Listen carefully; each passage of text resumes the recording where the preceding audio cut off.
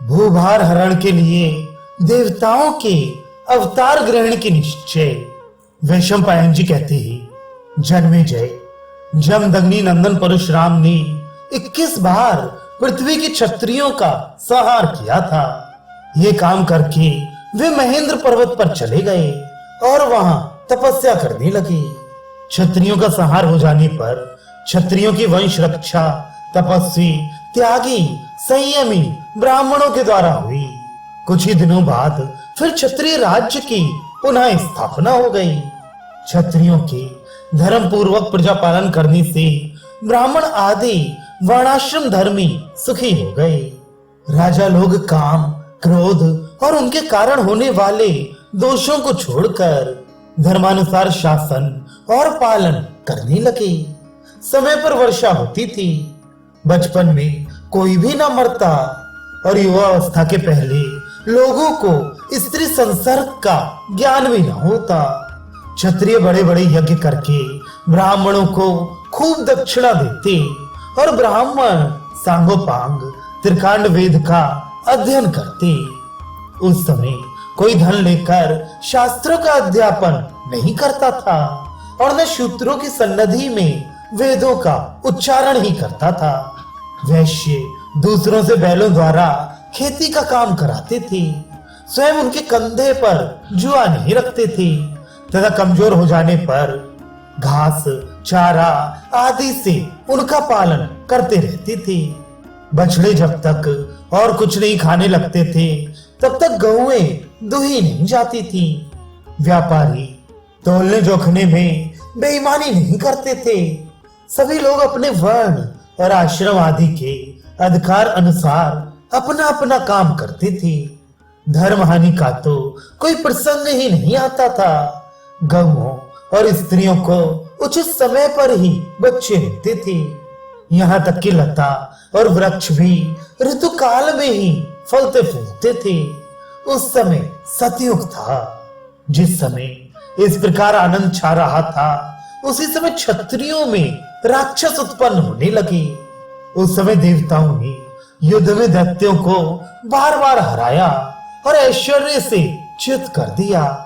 वे न केवल मनुष्यों में बल्कि बैलों, घोड़ों, गधों, ऊंटों, भैंसों और मृगों में भी पैदा हुए। पृथ्वी उनके भार से त्रस्त हो गई। दैत्य और दानव मदोन्मत्त तथा उच्छृंखल राजाओं के रूप में भी उत्पन्न हुए। उन्होंने तरह तरह के रूप धारण करके पृथ्वी को भर दिया और सारी प्रजा को सताने लगे। उनकी उच्छृंखलता से पीड़ित और उद्विग्न होकर पृथ्वी ब्रह्मा जी की शरण में गई। उस समय वे इतनी भाराक्रांत हो रही थी कि शेष, कच्छप और दिग्गज भी उसे उठाने में असमर्थ हो गए थे। प्रजापति भगवान ब्रह्मा ने शरणागत पृथ्वी से कहा, देवी, तू जिस कार्य से मेरे पास आई है उसके लिए मैं सब देवताओं को नियुक्त करूंगा। पृथ्वी लौट आई। ब्रह्मा जी ने देवताओं को आज्ञा दी कि तुम लोग पृथ्वी का भार उतारने के लिए अपने अपने अंशों से अलग अलग पृथ्वी पर अवतार लो। इसके बाद गंधर्व और अप्सराओं को भी बुलाकर कहा, तुम लोग भी स्वेच्छानुसार अपने अपने अंश से जन्म लो। सब देवताओं ने ब्रह्मा जी के सत्य, हितकारी और प्रयोजन अनुकूल वचन को स्वीकार किया। इसके बाद सबने शत्रुनाशक भगवान नारायण के पास जाने के लिए वैकुंठ की यात्रा की। वे प्रभु अपने कर कमलों में चक्र और गदा रखते हैं। उनके वस्त्र पीले हैं, शरीर की कांति नीली है। उनका वक्षस्थल ऊंचा और नेत्र बड़े मोहक हैं।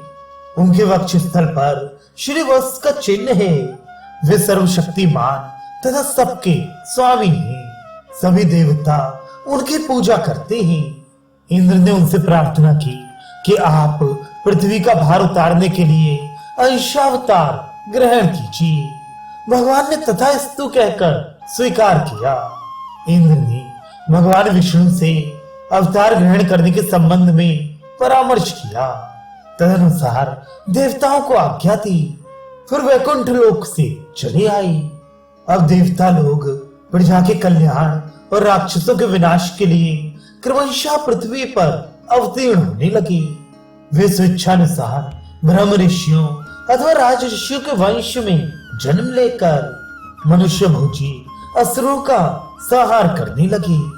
वे बचपन में ही इतने बलवान थे कि असुरगण उनका बाल भी बांका नहीं कर सकते थे।